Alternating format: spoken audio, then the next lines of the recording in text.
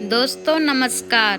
दोस्तों मैं आपको बताने जा रही हूँ ऋषि मुनि साधु और सन्यासी में अंतर। दोस्तों आपके मन में यही विचार आते होंगे कि सबकी वेशभूषा एक ही है, सब अपने तपस्या में लीन रहते हैं। लेकिन क्या आपको पता है कि ऋषि मुनि साधु सन्यासी संत ये सब अलग अलग होते हैं, क्योंकि ज़्यादातर लोग इनका अर्थ एक ही समझते हैं। आइए आज मैं आपको बताने जा रही हूँ कि ऋषि मुनि साधु सन्यासी में क्या अंतर है। नंबर 1, ऋषि कौन होते हैं? ऋषि वैदिक संस्कृत भाषा का शब्द है।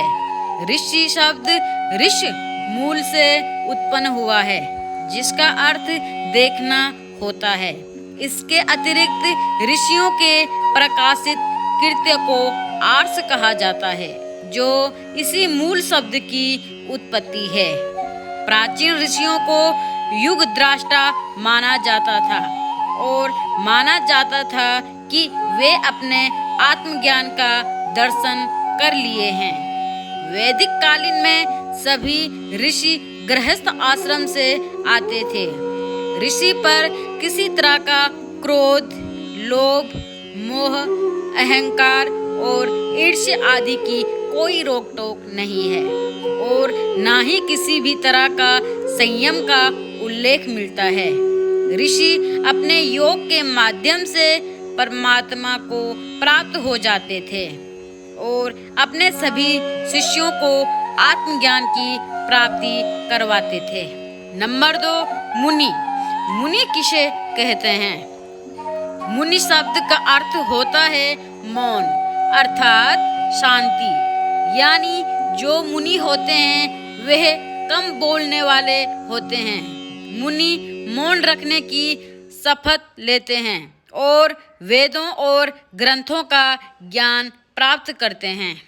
भगवत गीता में मुनियों के बारे में कहा गया है, जिनका चित्त दुख से उद्विग्न नहीं होता, जो सुख की इच्छा नहीं करते और जो राग, भय और क्रोध से रहित हैं। ऐसे निश्चल बुद्धि वाले संत मुनि कहलाते हैं। नंबर 3, साधु। साधु कौन होते हैं?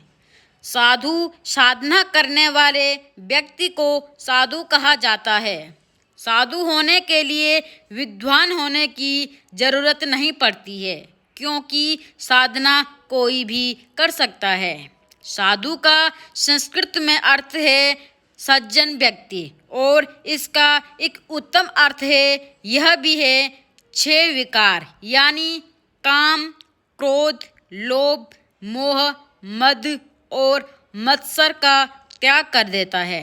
जो इन सब का त्याग कर देता है उसे साधु की उपाधि मिल जाती है।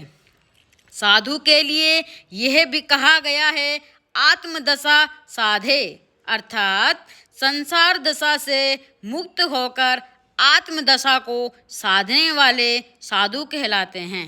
नंबर 4, सन्यासी। सन्यासी कौन होते हैं? सन्यासी धर्म की परंपरा प्राचीन हिंदू धर्म से जुड़ी नहीं है। वैदिक काल में किसी सन्यासी का कोई उल्लेख नहीं मिलता। सन्यास की अवधारणा जैन धर्म और बौद्ध धर्म के प्रचलन के बाद की है, जिससे सन्यास की अपनी मान्यता है। हिंदू धर्म में आदि शंकराचार्य को महान सन्यासी माना गया है। सन्यासी शब्द सन्यास से निकला हुआ है, जिसका अर्थ त्याग करना होता है। अतः त्याग करने वाले को ही सन्यासी कहा जाता है। सन्यासी संपत्ति का त्याग करता है, गृहस्थ जीवन का त्याग करता है या अविवाहित रहता है। समाज और सांसारिक जीवन का त्याग करता है और योग ध्यान का अभ्यास करते हुए अपने आराध्य की भक्ति में लीन हो जाते हैं। हिंदू धर्म में 3 तरह के सन्यासियों का वर्णन है। नंबर 1, परिवारजक सन्यासी।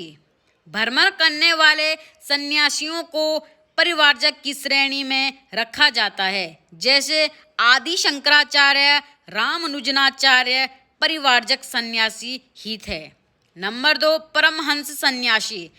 यह सन्यासियों को उच्चतम श्रेणी है।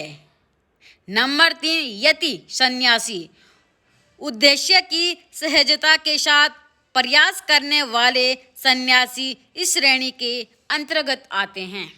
दोस्तों, आपको यह जानकारी अच्छी लगी है तो वीडियो को लाइक और चैनल को सब्सक्राइब जरूर करें।